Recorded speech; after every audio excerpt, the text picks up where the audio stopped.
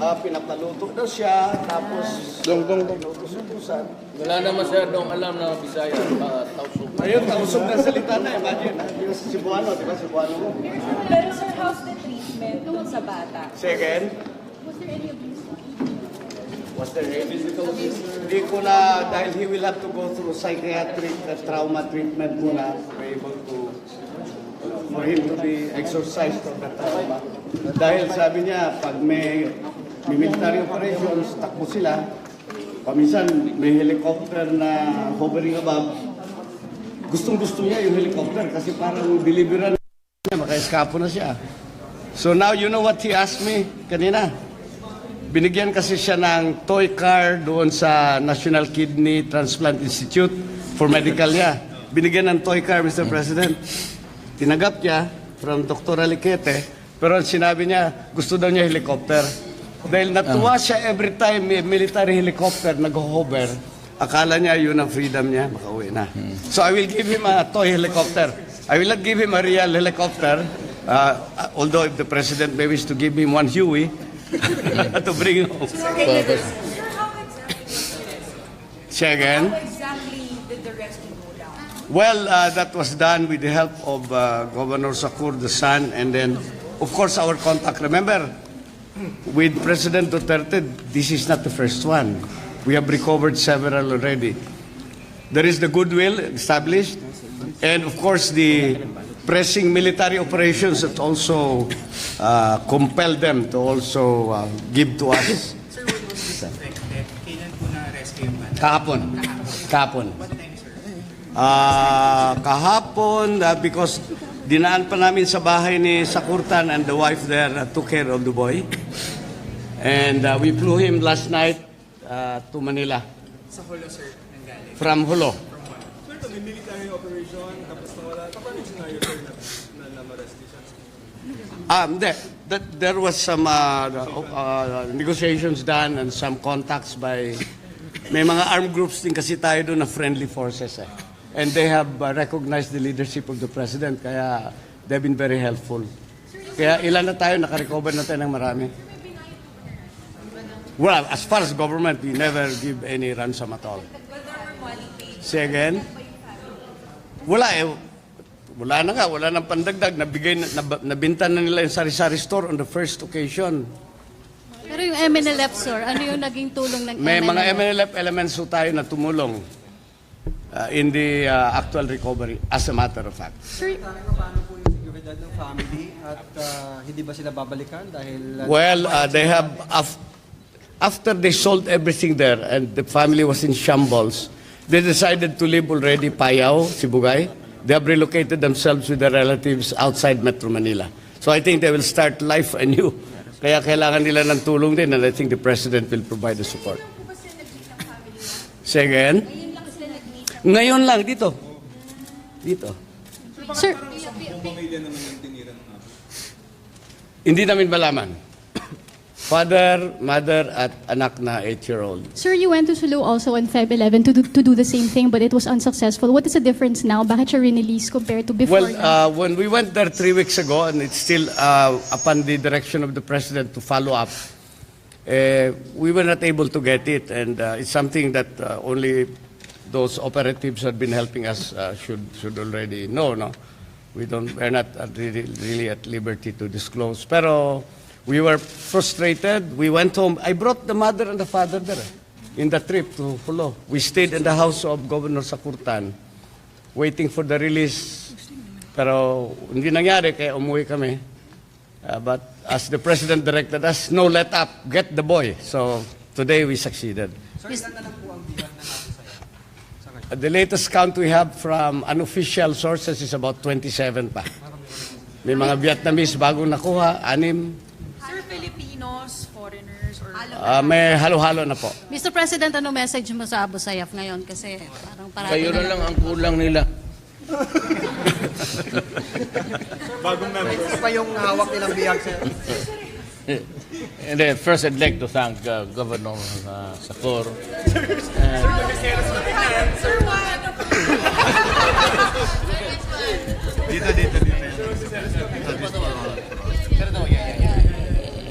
Peke pala yung... I'd like to thank Secretary Doresa, Governor Sacor, the son, who's also the governor, for a humanitarian job. Yun namang mga ulama who adopted the boy, and of course, the armed men there. Thank you this time for treating a human being just like a human being. But for the rest of yung hostages doon, medyo they still have a lot of work to do. It's all money and convincing. We have Noor on our side. Maybe that's why Secretary Doresa was a bit successful this time. But I hope that this would continue, and there's no other way to do it except there's a military operation going on.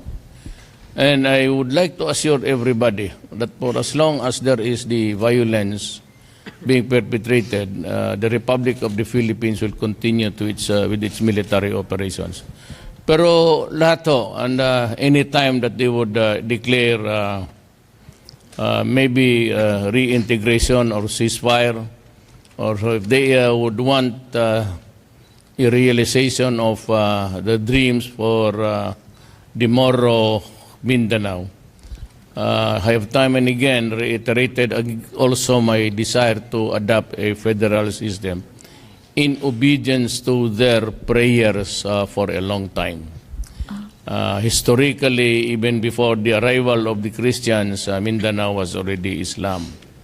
And maybe that started really because it started with a religious issue way back during the Spanish regime and the American occupation, with so much brutality at the time that you can see how it drove people to desperation. And just like in the Middle East, extremism.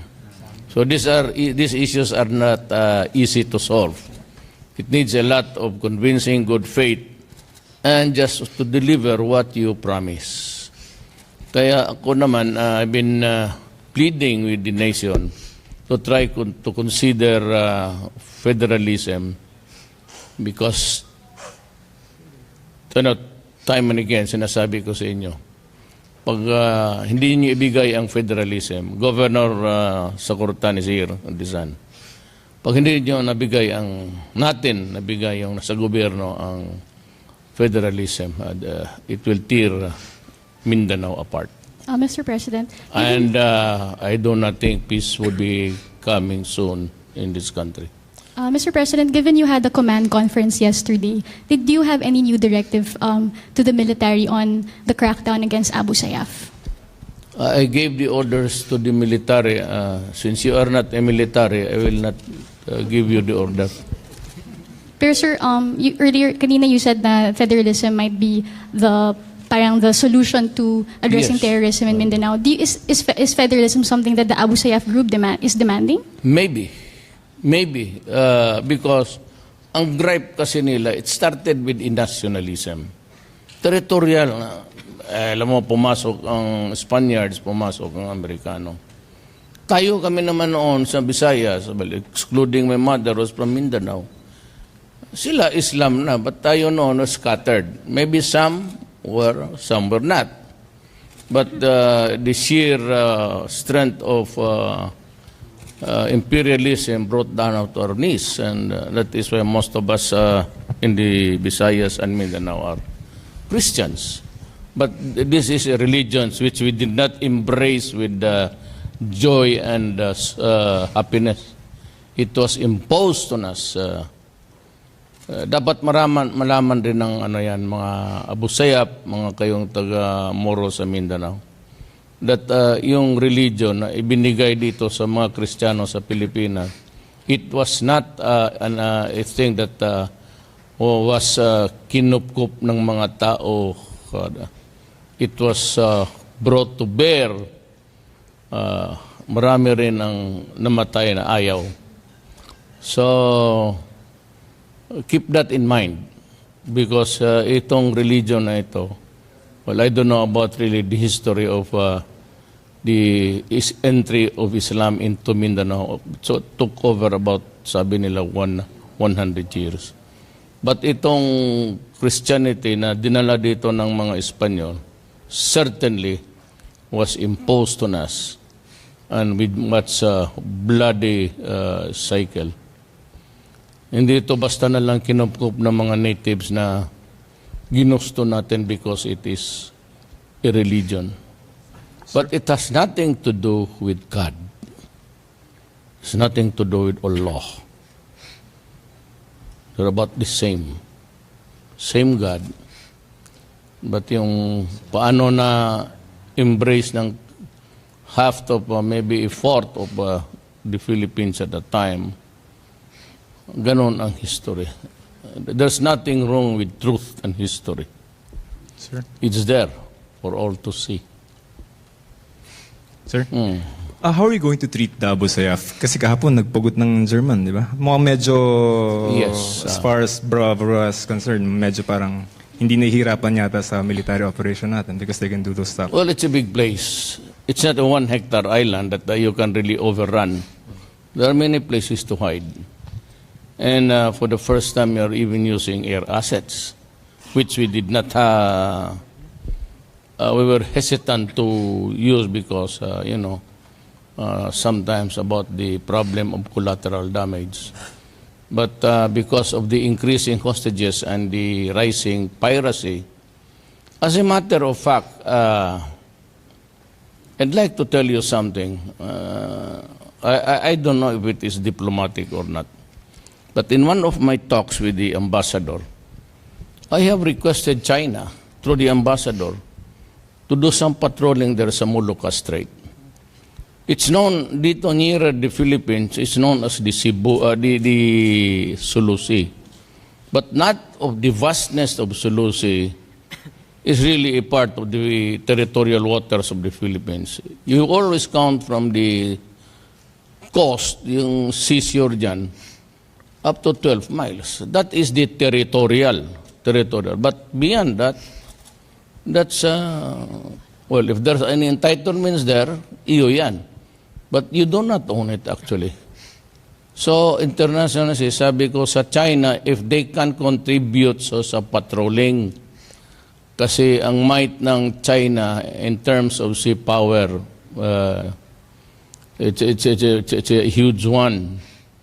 And if they can patrol the international seas, Moluccas, because if the piracy continues, that thing there below Mindanao is a vital sea lane going to the Pacific. If you come in the middle from Palawan, from the Indian Sea, pasok dito sa China Sea, is if you have to still to go up to the northern, up to Taipei to make a turn to the right side, going towards the Pacific, malayo yun. But if your target is South America, then you take the route down Mindanao, along the Molucca Strait, and to the Pacific. Yun ang sabi ko, but I have not heard of any response. And there are so many requests that I have made na which China still to entertain you. Sir, are you confident that the military can crush Abu Sayyaf by June? This is their deadline. Whose deadline? I never The imposed military. any deadline. Sir, may deadline po sila na June 2017. Well, we need equipments.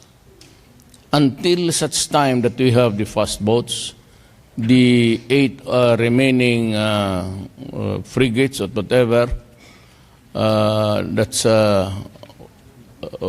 was ordered from Japan, which we paid for it actually.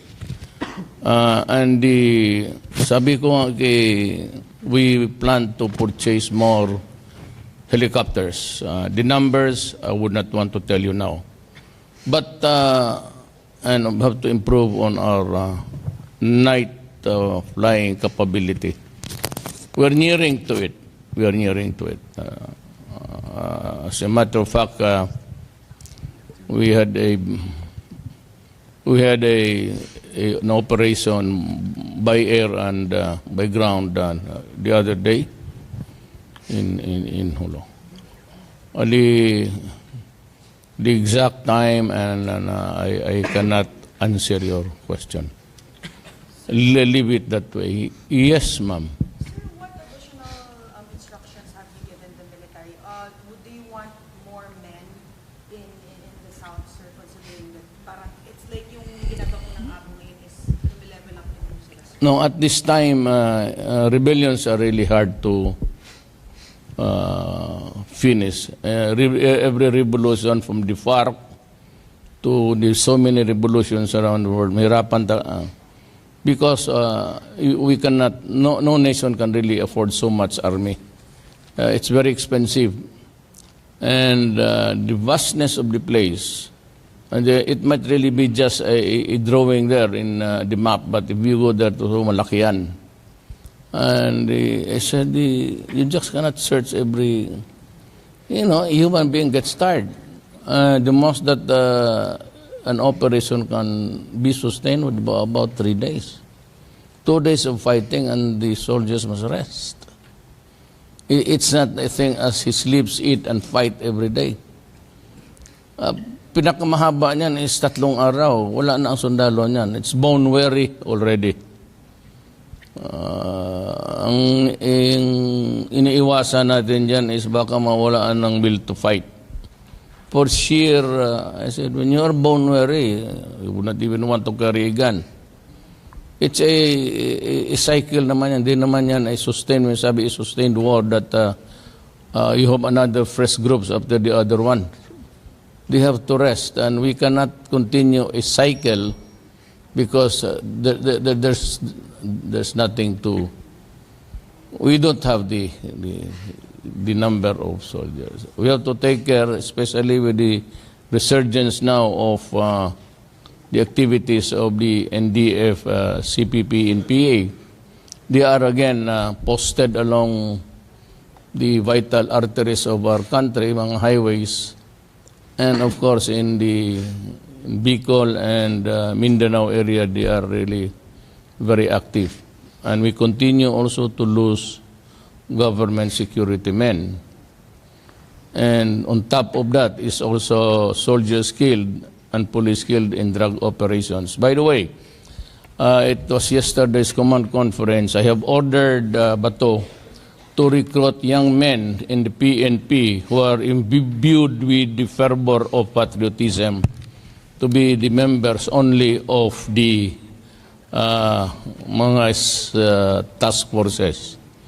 Every station should have one. Pero yung piling-pili, yung walang mga kaso at walang history ng korupsyon. I have to do it because kulang ako ng tao. I am also, I said, fighting again the NPAs. And I have this problem in Mindanao about terrorism and drugs. So kailangan ko ng tao. I have to call back the police again to do the job most of the time sa drugs. Hindi lahat. And it's going to be a PDEA supervised, whether done by the military or the police. There should always be a PDEA from the Philippine Drug Enforcement Agency who will be supervising everything. Are you from the PNP or from outside the PNP? PNP. Kukunin dyan sa mga istasyon. And, depende na yan kung ilan ang tingin in large areas. For example, areas of jurisdiction, large, then you have it would require you a number of peace officers there. If it's a small municipality, then what's the use of putting it? Pero hindi na lahat kasi I said, make some good choices there about young PNP officers who are, I said, imbued with the fervor of patriotism to serve his country. I will leave it to the police to decide. If that is the best way to do it, fine. Sir, yung task force yung recruits para sa illegal drugs ba ito or ano specifically? Para sa illegal drugs. But an ordinary police man, an ordinary police and military sargento o cabo, an ordinary citizen of this country can make a valid arrest. Pag ako nagpasyal ako ng gabi at may nakita ako ng transaction buy and sell ng drugs, even if I am a civilian Rodrigo Duterte, and if I have the arms, I would place you under arrest. And you fight it out with me, I will kill you. If I think that my life is in danger in arresting you for a valid cause because you are committing a crime in my presence. A civilian who is present in the scene of the crime, of the scene of another's crime, has this duty, social duty, an obligation of a citizen, if you're capable of doing it, to place a person who is about to commit a crime or actually committing a crime or has in fact committed a crime in your presence. Yes, kaya sabi ko, if I'm Rodrigo Duterte with an arm, that's the reason why I have to keep in touch with my words, every word that I... Hindi ko ba magiging smoke screen na naman for people to kill one?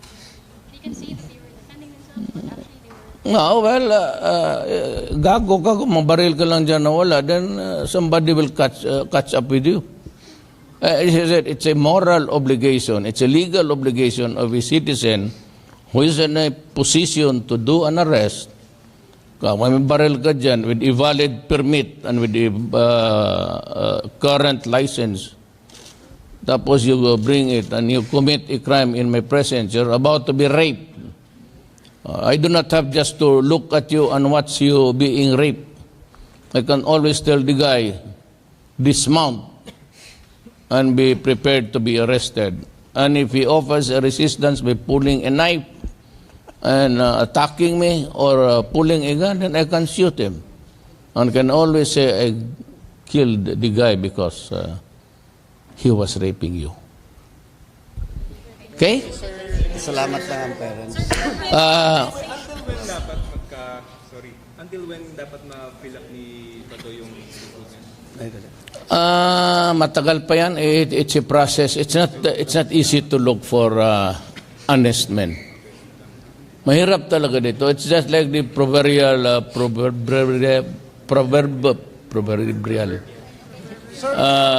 honest man with, Anong order nyo sa mga pulis na hindi pumunta ng... well, this should be subjected to summary dismissal. And I have requested the police to form particularly a squad at bantayan itong mga pulis na alis na sa trabaho. Most of them ay yung mga ninjas are criminal, so they are high in the list. And do not be surprised if they are killed because they are wanted. And so are the police who have been dismissed for committing crimes. Pag nawala yan sa trabaho, they will continue their plunder, they will continue with their crime. So, meron talagang tigasilip sa kanila from time to time. Kasi ito mga wala na ng trabaho, pulis na nga, kriminal pa, mas lalo na kung hindi na ito pulis. So, itong mga ito, mamarkahan ko talaga ito sila. And I would like to warn them, I will not spare you. Mauna talaga kayong mamatay. Pag nagkamali kayo, mauna kayong mamatay. Sigurado yan. Mababiyuda talaga asawa mo. Huwag ninyong lukuhin ang gobyerno.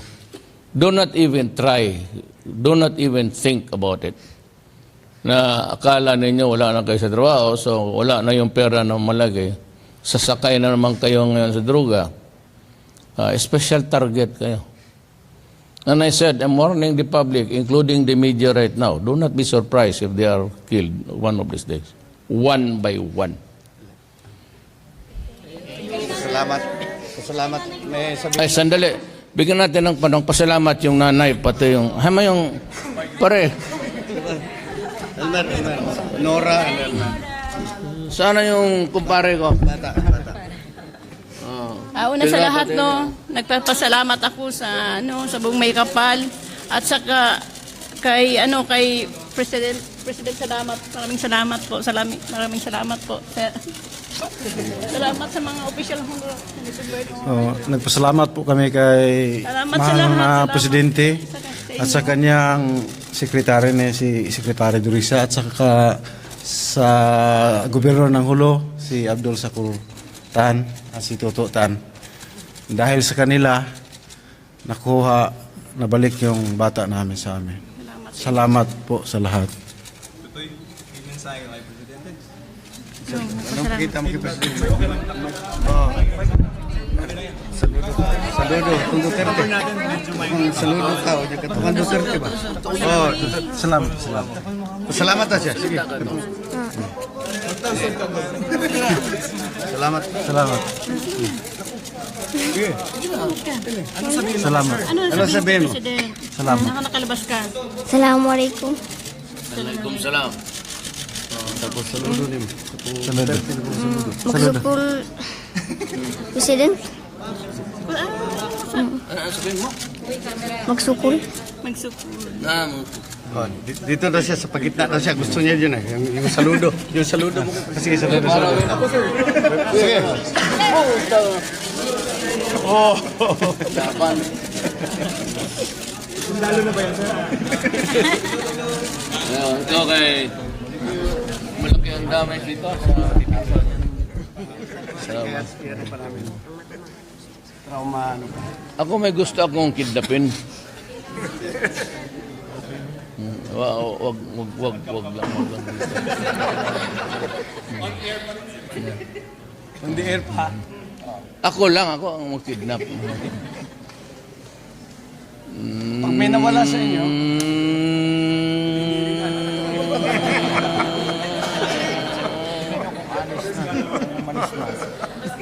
Huwag na tayong bumalik na. Joke lang yan. Sa German, anong tingin niyo? There's a standing policy. Because if you give aid and pay, mas maraming biktima at wala ng katapusan. You'll just be like not even an accessory. Para ka rin principal dyan na nagbibigay ka ng pera because you will add another motivation for this guy to... Wala nang katapusan yan kung magbayad ka. Pero kung ito ang kidnapin, ako mag-negotiate. Para hindi na siya isa uli. Magbabayad na natin, sir. Pati ito, saan na ba si Rappler? Ito, tumaba na. Maraming kidnappable pala dito. Well, just be careful with your assignments. No? Alam mo minsan, media is being respected everywhere. And even the Abu Sayyaf allowed media to enter the territory at times and for some reasons. But do not ever think that some of the reasons applies to you. Dahil media ka, hayaan ka lang. No? There might, I said, be some reasons for allowing the others while you are not. Just be careful with your... I know you have to be enterprising to succeed as a good media practitioner. Sir, any message to German government? Well, yes, correctly said. I am very sorry that the hostage or a national of your country has been beheaded. I sympathize with the family. I commiserate with the German people. But I said we tried. There's a massive operation now going on. And as I have just announced to you, we are beginning to use the air assets. I would like to say something to the family and to the government that we really tried our best. We have been there, the military operation has been going on for some time already. And, but we have failed, and so that has to be admitted. There's nothing wrong in admitting a failure. But it's a matter of policy that we do not surrender to the demands of paying ransom. Mr. President, It will just increase the numbers. Mr. President, pasensya na po. Pasundot lang po ko dun sa communist kanina, sir.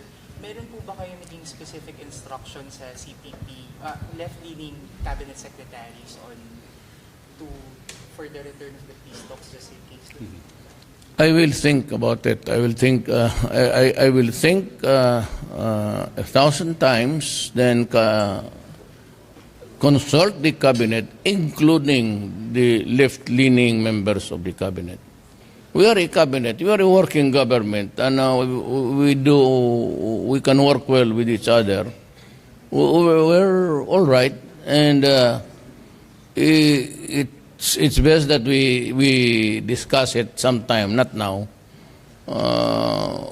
About how to go about this problem and how to navigate again the stormy waters of our conflict.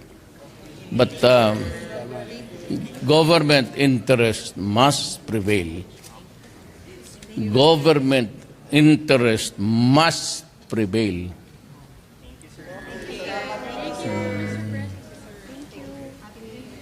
Sayang. Happy New Year. Hindi ka man nagpawis, ma'am.